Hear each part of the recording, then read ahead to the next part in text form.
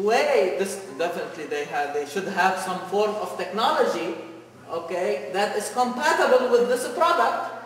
Is that right? I cannot do something without a tool. They should have the right tool, okay, and the right planning in order really to reach these high places, and it is really dangerous, okay, like to work in these places.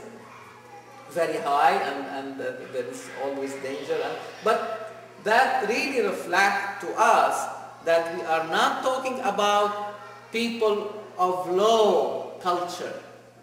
Even Quran will talk about their gardens and orchard, and especially the palm tree, okay, with a good product.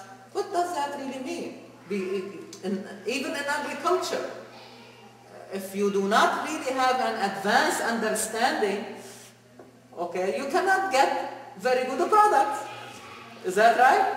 And the same thing when I visited like the museum, and you can see the products like the corn, the pepper, green pepper, and different types of pepper, which were the product. It only means to me or to any person, I mean, without really a lot of knowledge in anthropology and sociology, that this is really an advanced product. I mean, which means that reflects the level of understanding of these people, of their surrounding, and taking the right measures in order to get the right products. You see what I mean? I mean, just to give you another example, have you been to Galena here in Illinois? Galena means, in Latin, it means lead sulfate. Lead sulfate, yes. But and the Indians were the first to extract it from the earth. But then you need to refine it in order to extract the metal. And as a chemist here, Dr. Shahid, he knows what I'm talking about. So you have to refine that substance in order to get the metal itself. And then you know the many uses of lead in our own life. Even the paints that you see, like they use on their faces, this is coming from that. Okay? So it goes without thinking that really they need the right tools also. You cannot extract something like that and refine it without having really the knowledge, the how to, okay, in order to reach that. You need some technology. Some level of technology, some level of advancement. This is not the work of a low-level culture. I am not talking about people who are living in the desert, moving from one place to another, just like to eat and drink and keep themselves alive. No, these people have settled. You see, they have settled in certain places, in different places even, like in Arabia, between what we call Hijaz in the west and Najd in the east, and going north in the direction of Damascus by today Jordan. You can see their places. So that tells us that these people have reached high culture, even at that time. Okay, but compatible with what they were able really to produce. Their level of knowledge, their level of technology, even they found also among these inscriptions language. So they used to speak a dialect of Arabic, not the same Arabic that is spoken today, and you see it in the literature and books and other literary products, but it is among the dialects of Arabic that disappeared.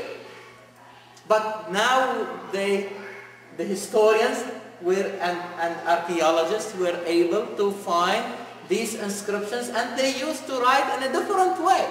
Call it al-musnad, which means that they write not from right to left or left to right, but from up to bottom.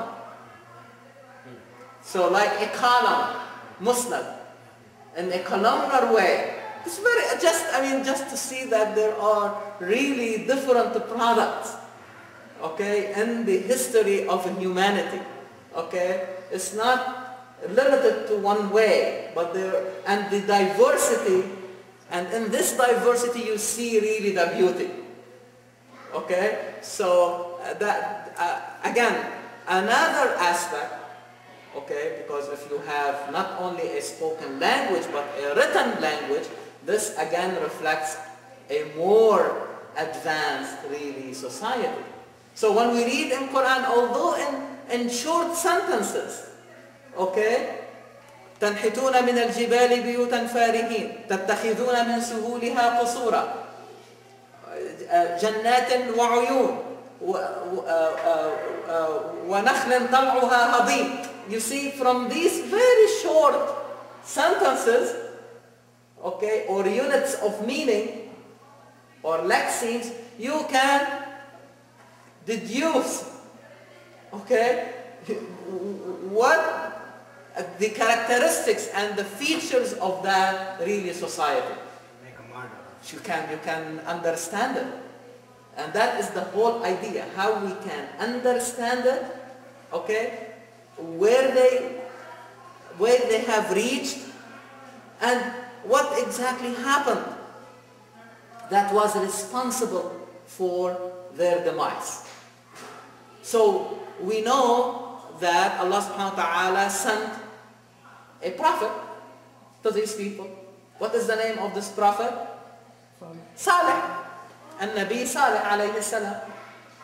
Is that right? So this is, but again I found something very interesting in Surah Al-Hijr that we discussed last year. Al-Hijr is really also the places where these people live. Quran will refer them as the Hijr, from stones, because they carved their places from stones and from these big boulders and rocks. Is that right? But in that surah, Allah subhanahu wa ta'ala said, كَذَّبَ أَصْحَابُ الْحِجْرِ الْمُرْسَلِينَ. Mursaleen, كَذَّبَ, they denied or belied, rejected the message, okay, of plural, not one Rasul, but Mursaleen, which means in the plural. Can we deduce from that these people receive more than one prophet to remind them?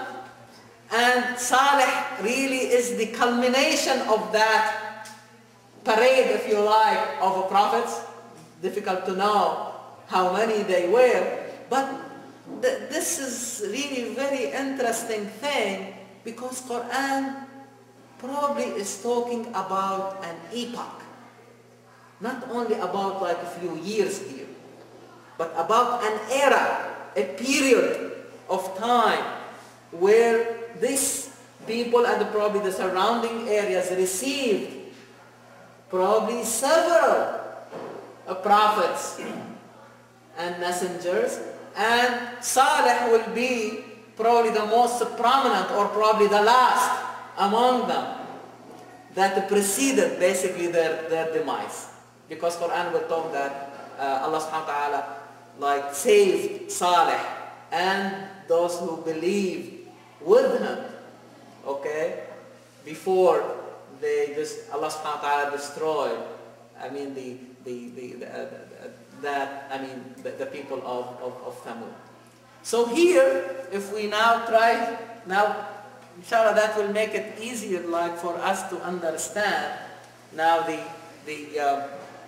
that context, okay, the verses. And remember, these are among the early revealed verses where now history is being utilized, because we have seen the universe being utilized to bring the important concepts to our consciousness. Is that right? Because the universe is common for all of us. And the same thing, history is common to all of us. Okay?